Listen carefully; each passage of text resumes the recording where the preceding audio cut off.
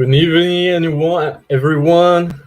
Thank you to be with us. I will do just a little introduction and in English and in Portuguese, but this webinar will be in English. First of all, thank you very much to everyone that is with us. We are doing a new webinar about wildfires that we are doing for the last months. So today I want to present and talk with my friend Shane from California. He's been doing a lot of work trying to mitigate wildfires, and we will talk about that today. Então, hoje, uma pequena introdução em português. Hoje a gente vai fazer mais um webinar da nossa série sobre incêndios florestais. Hoje eu estou aqui com o meu amigo Shane. Esse webinar ele vai ser em inglês. Eu peço desculpas pelo meu inglês. I'm asking sorry in advance about my English, but the focus is on Shane. Então, obrigado por todos que estão participando. Obrigado por todos que estão assistindo depois, tanto na gravação quanto agora ao vivo. Se vocês tiverem alguma dúvida, coloquem no chat e a gente vai responder. If you have any question, please put in the chat and we will answer later. So, thank you. Thank you again. Shane, please be with us. Thank you very much to come and talk with us. Flavia, if you can put Shane. Okay, perfect. Shane, it's a pleasure to talk to you, my friend. We have been talking for the last 1 year about wildfires. I remember that the first place that I talked to you was December of last year, and you and Mike is doing a great. We made a good friendship, and it's amazing to talk to you about your work and what you are doing in California. So first of all, thank you very much to be with us. It's a pleasure. And the second, thank you very much for your work, what you do in California. It's not anyone that can do that and have the fearless to do that. So it's a pleasure. So please introduce yourself and talk about Shane for the people in webinar. So yeah, thanks, Diego. It has been a year. Thanks for reminding me that we've gotten a year older. It's been great pleasure getting to know you and to see your enthusiasm for wildfires and the mitigation of wildfire.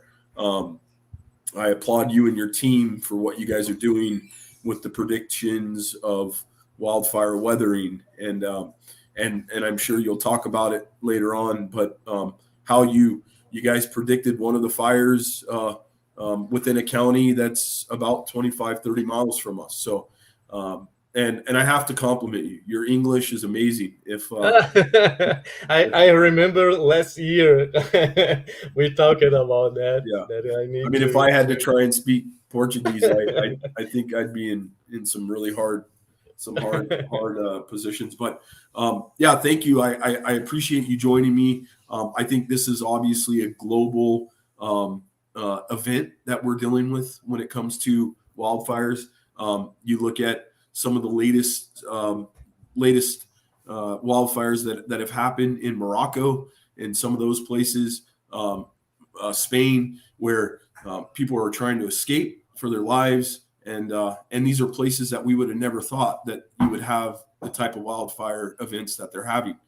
So a little bit about me. My background is fire and law enforcement. So I have this serving mentality of wanting to serve others. About a little over a couple years ago, I got involved. Well, prior to that, I did a little bit of firefighting from the volunteer side, and then I got into inspections then, and I really enjoyed talking to people about what it looks like to help prevent or mitigate wildfire hazards around structures and homes. And so I got into that, and then I got into I was blessed to be hired at a local government level, and we have different divisions, and in that division was the Office of Emergency Services, and I was part of a team that helped create and reestablish its defensible space program. So what we'll talk about a lot of the times, I'll use defensible space program, stuff like that. That's our version of wildfire mitigation from a defensible perspective. And so I was in charge of a team that would go out, inspect homes, what we call the WUI, within the WUI, which is the Wildland Urban Interface. I currently live in an area that that's deemed pretty much the next Camp Fire. Camp Fire was about 5-6 years ago, I think it was, and it was a very catastrophic event here in Northern California. The topography, the fuel load, and all that, that's exactly where I live. So I live in an area that is absolutely susceptible. Yeah, I didn't know. Wow. Yeah. So sorry about this situation. So, we had a fire here this year. I can't remember the name of it right off the top of my head, but that fire was moving at such a rapid rate of spread. We are blessed that we have an air operation division in our city, our county. And by the grace of something greater than ourselves, they weren't out on another fire. They were here local. And so with that being said, they were able to help stop the advancement of the fire. And then our men and women within our county are just amazing firefighters, and they stopped it. However, I don't want to give you false facts, but I believe it was 50 residents within the first hour or two actually lost homes. And that pace was 100 times faster than what the Caldor fire was doing. A couple days later. Because we will talk about Caldor fire, but Caldor fire was very quickly. The spread of Caldor fire was very quickly. I remember that in one day, it was something 20,000 acres or something like that. In one day, it was very huge, Yeah. And you are talking that you had wildfire similar to this type of spread. It was a not good year, right, Shane? I think that the vegetation was very dry, and a lot of counties has had problems with wildfires, right? Yeah. I'm trying to get you actually stats right now. California. It was another productive year. And I say productive is not a good thing. It was another productive year of wildfires. We had one of the biggest fires to date that was that happened, and it crossed over into another state. And so our wildfires in the last 5 years have just progressively gotten bigger, stronger, faster. And there's no slowing down.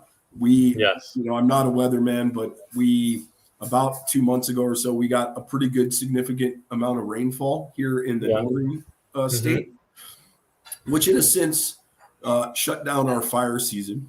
However, Southern California, just 2 days ago or a week ago, they had critical wildfire weather. So we haven't had rain since, and that's been at least over a month. And so, so here we are thinking we were going to get going again and getting some rain and get some of that vegetation moist, and we can move forward. And then here we are now with sunny skies and weather that looks like it's going to be sunny here for some quite time. So let me try and get you some facts on our California wildfire numbers for this year. Okay. Hmm. And when you are looking, searching for that, tell me more about your work today. What do you do now from Fortress North America?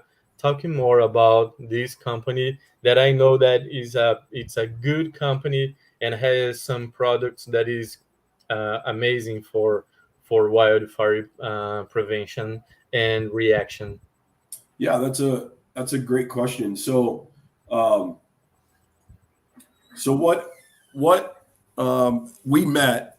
I had started a company with a business partner of mine, and what we saw was an opportunity to start proactively pre-treating homes with the use of long-term fire retardant. And Hmm. so, excuse me, I'm a little sick.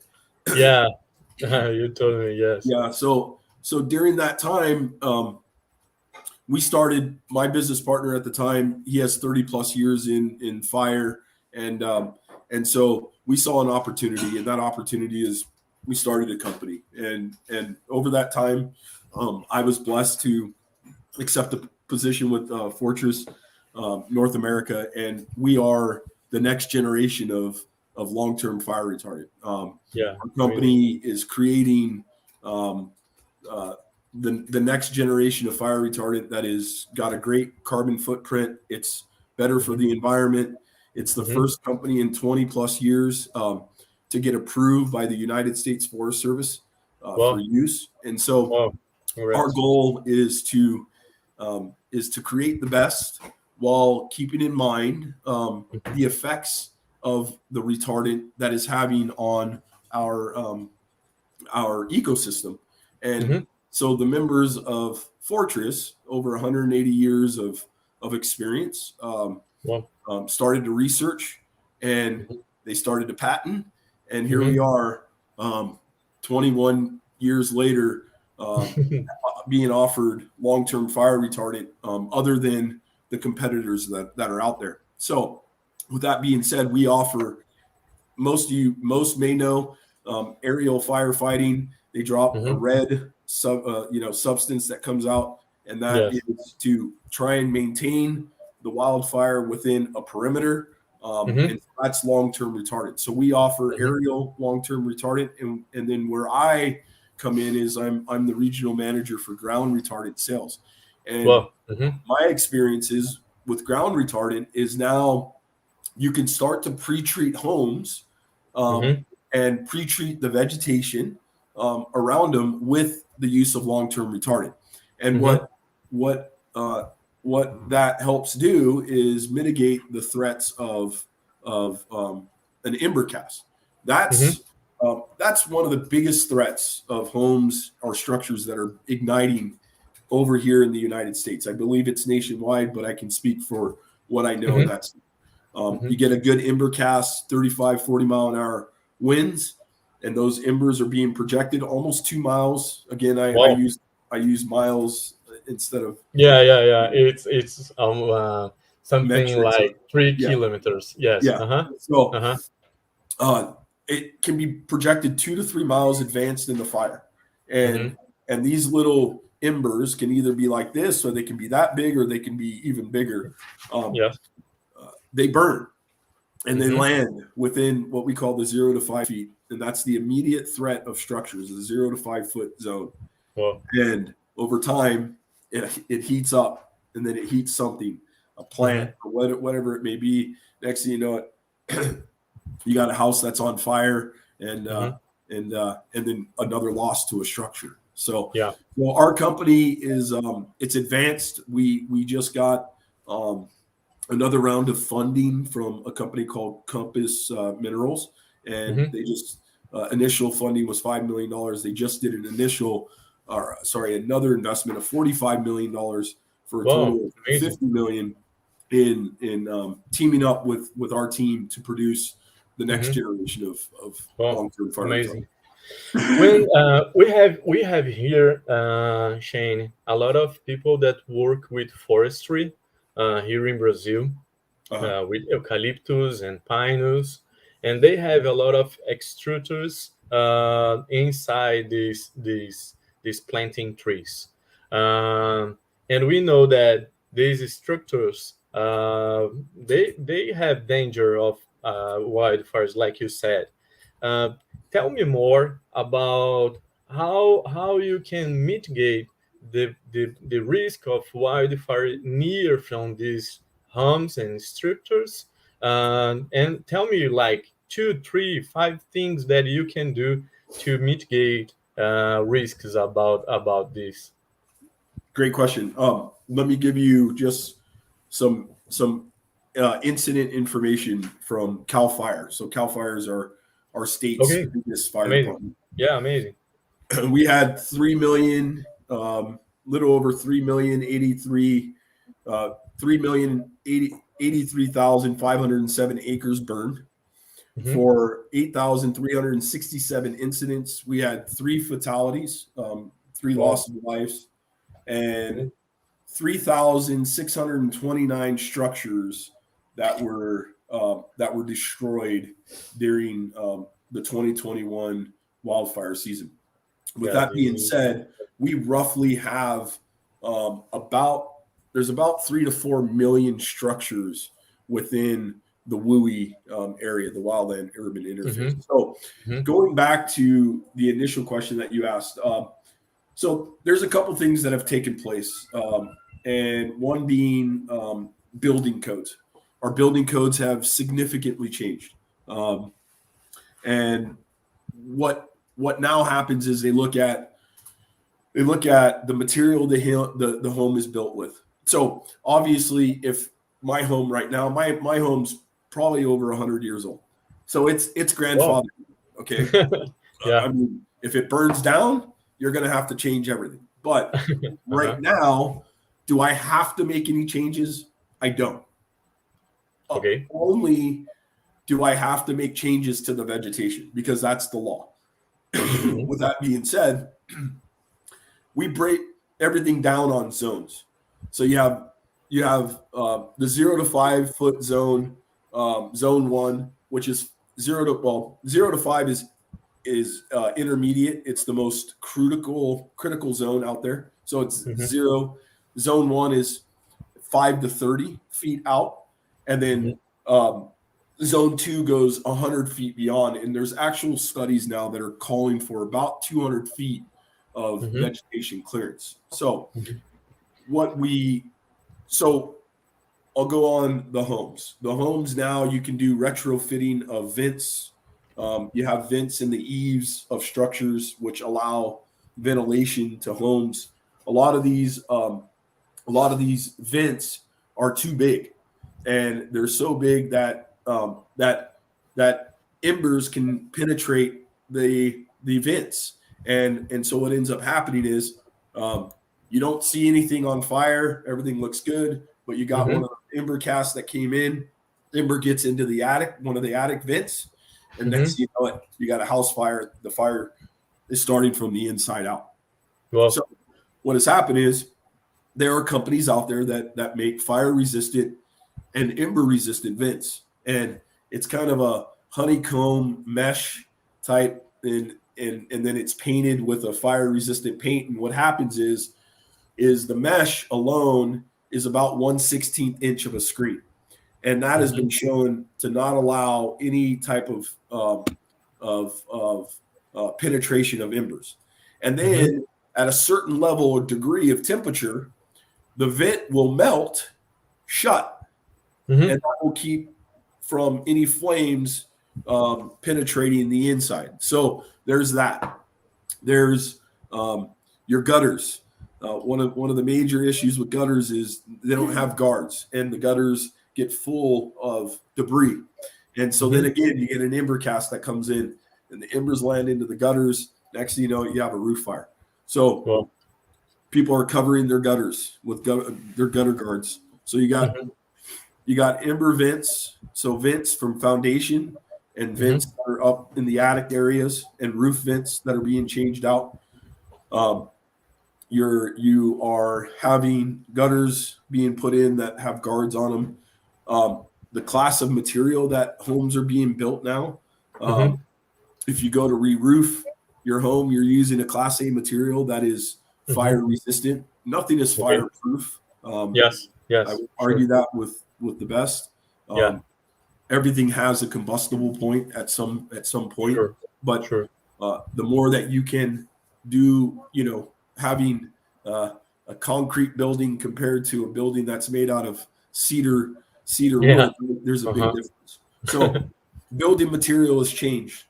Ventilations have changed now on new builds, where they're closing out vents and they only have roof vents now. You look at also the vegetation management side of things, like we talked about, the zones, distance between trees. I don't know what you guys are having in Brazil or nationwide, but I do know in California we're having a lot of die-off on our trees because of the drought conditions. They're being infected by beetles, and they're killing our trees, and we have hundreds of millions of trees in our forests that are dying, and so this is something that is we need to take care about that, because a lot of models, for example, public models that try to predict wildfires, they use just weather information, and you have this type of situation. You have that trees that is very has more risk of spread of a wildfire. I knew something about that.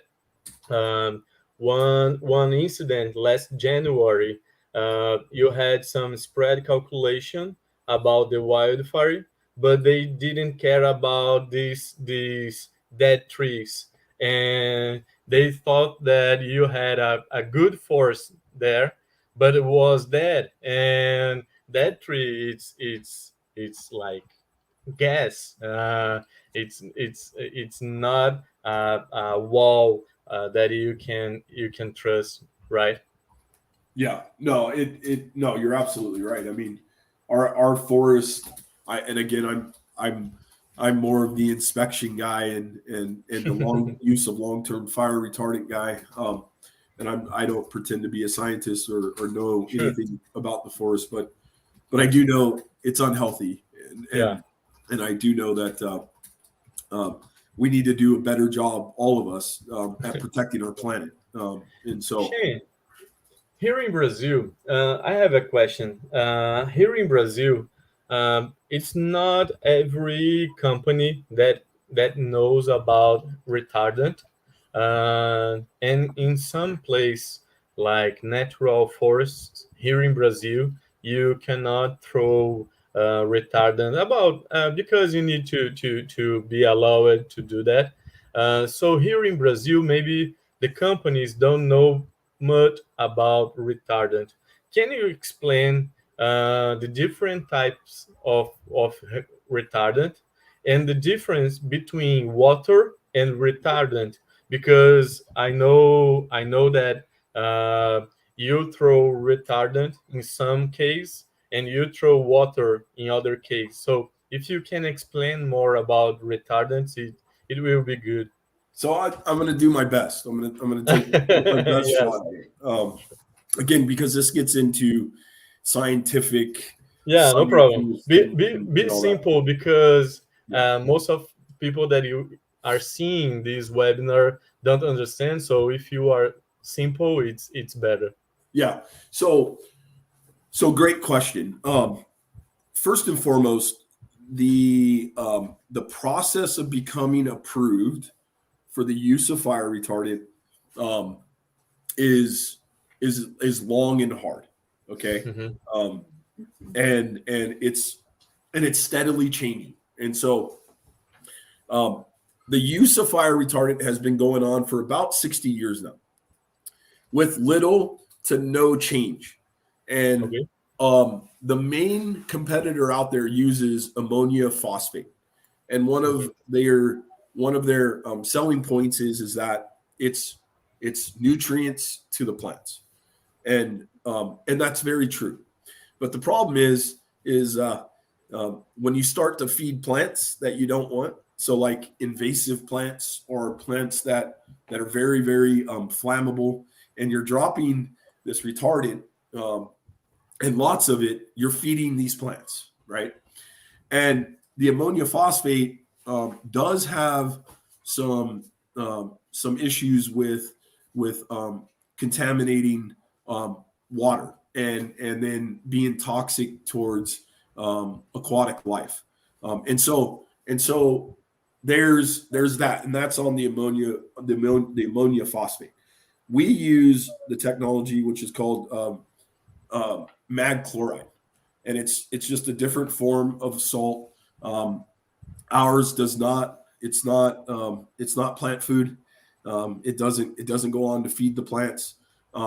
It's little to no toxicity when it comes to our watersheds, and then also to the aquatic life within the water. And so, what retardants are used for is you have water, which is a direct attack, and that is water comes in, it's dropped on the fire to make that fire go out. Long-term retardant can be used as a direct attack, but it's more than likely it's not. And what it's used as is an indirect attack. So you have a perimeter, right? Let's say with my phone. Okay. And within the phone, right? You want to keep the fire within this area. Yes. And so what will happen is an airplane will come in, it drops a long-term retardant along this edge, yes, that edge, and then this edge down here. And the long-term retardant cools the fire, and it helps prevent that fire escaping outside of the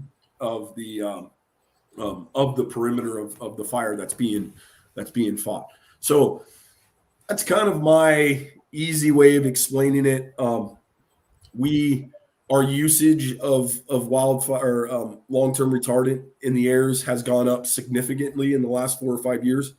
Mm-hmm. Our government and people want to see the new and latest, greatest stuff now, because as we know, 60 years ago of using the same product, there needs to be a change, and especially if it's going to benefit our environment and our aquatic and wildlife species. Mm-hmm. Yeah. It's good to know. I talked some month ago with Dan Rees. Maybe you know him. Uh-huh. Yeah, Dan it's a great person.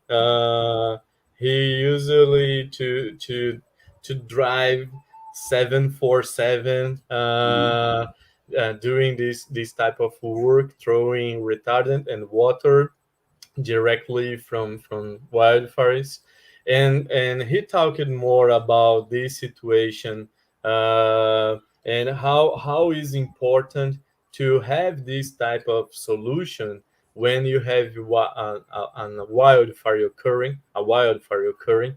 So, but the main focus right now is to try to mitigate wildfires to happen or to come. And one thing that I want to hear from you, and then we can talk about Caldor Fire, I know that you are able, you were able to protect a lot of homes inside Caldor Fire, and congrats about this work, because you saved a lot of homes when the fire was occurring.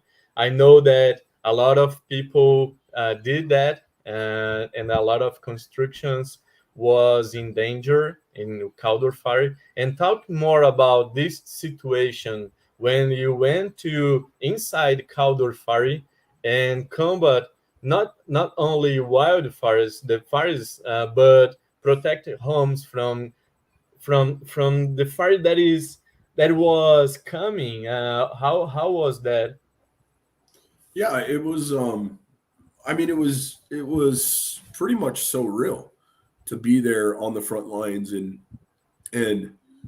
it's come to a point in firefighting now, and some professionals may not agree with this, of what I'm going to say, but kind of saw the shift in law enforcement, and that was more people started to depend on private security.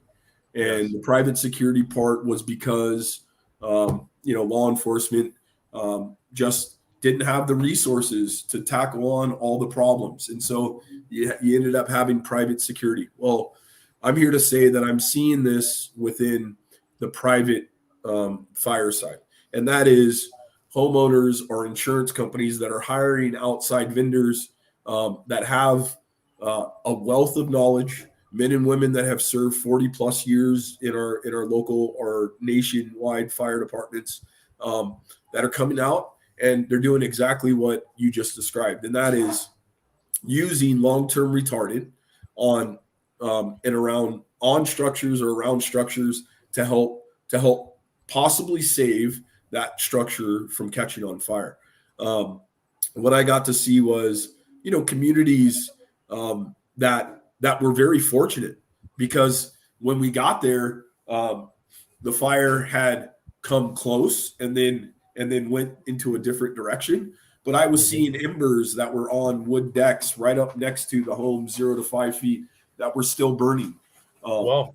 And then an area that we had actually went in and started to protect, we actually had to pull out of, because the fire and the weather had switched and actually started to advance on the area that we were in. And by the time that we were out and done, we had not lost any homes, and we had applied long-term retardant around those structures and on the structures in the deck. So, but I'm also aware of other countries that are just as concerned about wildlife and the wilderness, that that some countries are hesitant on the use of fire retardant. But I will say this: it's absolutely important, because it's just another tool in the tool belt. It doesn't solve the problem. What we need to do is look at a bigger picture of mitigating these issues, like managing our forests, making sure we're replacing dead trees with healthy trees, and making sure that we're ridding the forest with invasive species and stuff like that. However, wildfires are not going anywhere anytime soon. And we need to have tools that allow us to help stop the spread and the advancement. This is a little off topic, but just this year, it's called the QRF, the Quick Response Force, which was down in Los Angeles, California, with Orange County Fire Department, Ventura County Fire Department, and a private air fleet of helicopters and fire planes. And they started flying night missions. They started dropping night missions on fires, because they saw that normally at night your fire activity dies down, and it normally at night is a good chance to really get your hooks in on controlling a fire if if the temperature or if the weather and everything, the variables plan out. Well, they started flying night missions, and the night missions were allowing them to drop fire retardant and allowing them to drop water on these fires, because they've come to a conclusion that we need to do more, right? We can't just go out and mow down everything in our forests.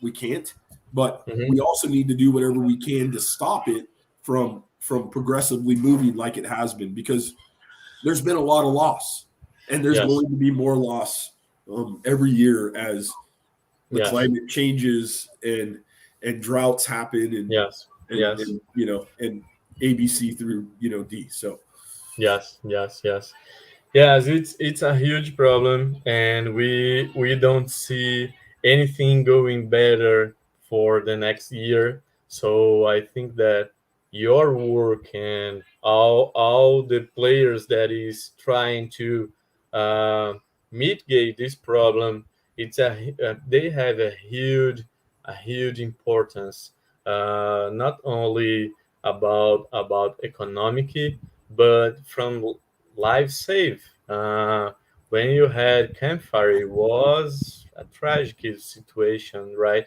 So this is very important.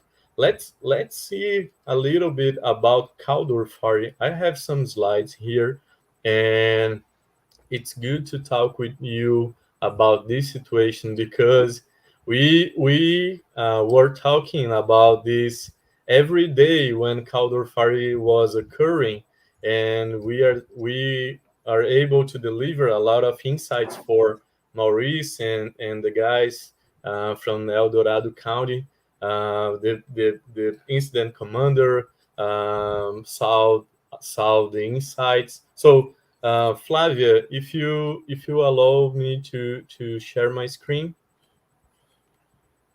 Yes, perfect. So Shane, let's talk more about this El Dorado situation. As you know, and I can talk for the people that is seeing this, we work with wildfire prediction, and we did a pilot for El Dorado County in California, and we are able to deliver a weekly forecast of danger of wildfires, and we were able to deliver the prediction of Caldor Fire with 45 days in advance.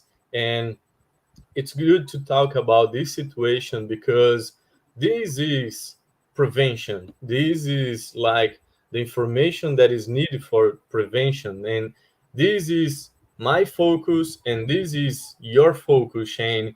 Try to combat wildfire before they happen. So, as you can see, and I send this to you and Mike and other guys from USDA and Cal Fire.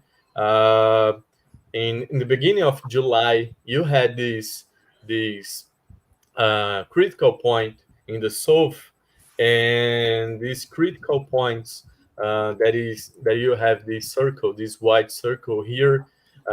It's exactly the place that started Caldor Fire 45 days later, and this is something that we need to deliver this information for governments, for companies, for almost all the people that we can do, because we want to deliver the information that you can prevent wildfires before they happen. And this is so important that some guys like you and Mike that spread this information. It's amazing have you and the guys spreading this type of solution, because it's so important to know the scenarios that you can occur, that wildfires can occur before they happen. But in this situation, the fire occurred in exactly the same place that we delivered in 14 of August, and it was huge. I saw how fast Caldor Fire spread. You can talk more about that. I remember that in one day you had 20, 13 thousand acres burned in just one day, because you have a dry situation. You have winds from south, and the Caldor Fire was very quickly. So if you can talk more about this situation, Shane, seeing these huge images that we are showing.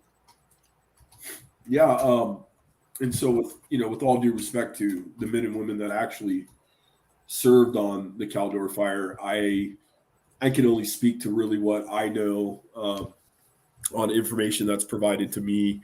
I really want to hands down give them the benefits of being able to explain further than what I probably could do. But what I can say is, you talked about Chief Johnson. You talked about the prediction model, and I think with all due respect to the fire community, we're starting to see a paradigm shift on them relying on technology and using AI, artificial intelligence. It's it's the wave of the future, and I definitely think that there is use to it, and I think that it can be very beneficial to local governments or nationwide governments that adapt or adopt these apps or these types of programs that you and your team are putting together. What I can say is that the Caldor fire started, and it ended up getting up to about 144,000 acres, roughly. There was about 18,000 plus structures that were threatened. The total destruction of structures that were completely destroyed were 650, with 37 damaged, and excuse me, and 2 injuries to civilians. So my understanding is, and this is just going off stuff that I'm kind of reading on. It started August 14th of 2021. It actually started out, if I'm not mistaken, as a pretty, I don't want to say average, but just yes. wildfire. Yeah, it was. I remember that it was a tiny ignition Saturday night, and in the final of Sunday, you had a huge situation, but in the first day was not huge. You made the worst scenario in Monday and Tuesday, not Saturday when it started. Yeah, and so within 3 days, according to what I'm reading, in 3 days it blew up to 30,000 acres. Yes, which is huge. And yes, if you look towards the top part of the map that you have, it kind of looks like a turkey. yeah, And then yes. you go up, up to the left. That was, or that area was Tahoe. And Tahoe is it's a place that everybody needs to visit, right? Tahoe's got very affluent homes and people, yes, up in that area. Yeah. And it was knocking on the door to absolutely demolish that whole area. Now, what helped in some aspects were obviously the firefighting efforts between all the men and women that were on ground and in the air. There was also some topography issues where there's like some granite slate. So that actually helped slow the progression of the fire. But the men and women just did an amazing job, because I can't remember exactly when, but it was about when my team went up there. The weather, we were supposed to get some south winds, and it was supposed to rip, 45, 50 mile an hour winds. And they had done so well on their containment lines, the use of long-term retardant, that the lines held, and it didn't do what all the big shots had predicted that it would do. It actually it hooked right and started to burn into Nevada, out towards away from the Tahoe area. So, but that just goes to show you, here was a fire that eventually, it took full containment was around October 9th. Yes. So almost Almost 2 months. Yeah. So you're talking, right? It'll be 2 months from now on the 9th of December Yes. of us actually getting or them getting full containment of that fire. Yes. And that Yes. was, due to the part or the containment wise, but there was another fire that was burning and that was just really, really cooking. And that was just to the north of us. I'm trying to get the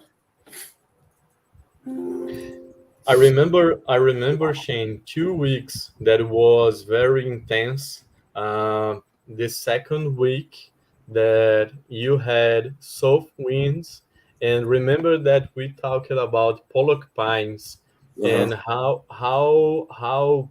the pollock pines was in critical zones with a lot of black dots that we call about critical zones, and they did a line here to contain the wildfire before the highway. And in that week, the winds came from west and start to go to Tahoe. And I remember that another week that was very critical, they put thousands of people in this place because if the winds and the fire goes to the north, the south of Lake Tahoe would be in bad situation, and you have a lot of homes and casinos and Hard Rock Cafe here. It's a great place. And I know that you were here in this situation, right? Doing the job in the front line of the situation, right? That's right. Yeah. Yeah. And just so you know, I only have a few more minutes left until I gotta. Yes, sure. Nine more minutes. Yes. Yeah. We had the Dixie Fire, which was really the biggest fire of the 2021 season, and so the Caldor Fire didn't really get a lot of recognition because the Dixie Fire. All the people was in Dixie Fire in that week.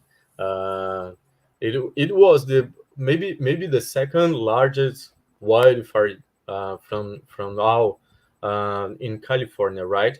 Yeah. And it's now, I believe, if I'm not mistaken, I think it's the number one. I mean, it almost burnt 1 million acres, a little close to 1 million acres, just one fire.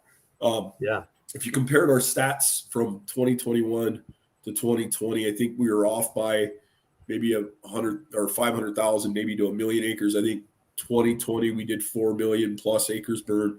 We did about 3 million, but regardless of less than 1 million, you're seeing fires the size of 144,000 acres. You're seeing fires the size of 1 million acres. These are unheard of. And so, it's going to take, what do they say? It takes a village, right? It takes all of us from partnerships, from all the way from California to Brazil, from all the the many of people that are listening to you and I talk. That I guarantee you that there's people in our audience that just have a huge, enormous amount of expertise and solutions that they believe would help, and we need that, right? Right. We need to all come together. And, excuse me, and use your knowledge, our audience's knowledge, my knowledge, and knowledge from other generations to come together. Yes. I talk very I talk every week about how it's important to have a lot of players playing together to combat wildfires. Like I'm showing here, we have the prediction from Kiran, we have detection from Aurora Tech that is with us by Daniel here. We have Greenbug here in prediction with Marcelo. Marcelo is here too.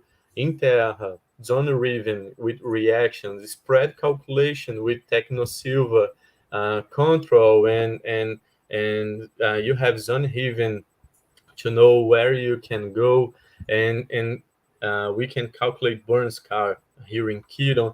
And you have the guys in the ground, in the field. That is the most important job, because without the job in the field, you just see the situation. You cannot do anything from Brazil, so we need you and other guys in the field doing the hard job. So thank you for what you do, Shane. And if you want to talk final words, some tips to mitigate problems with constructions and homes, if you can deliver to us a final words, please.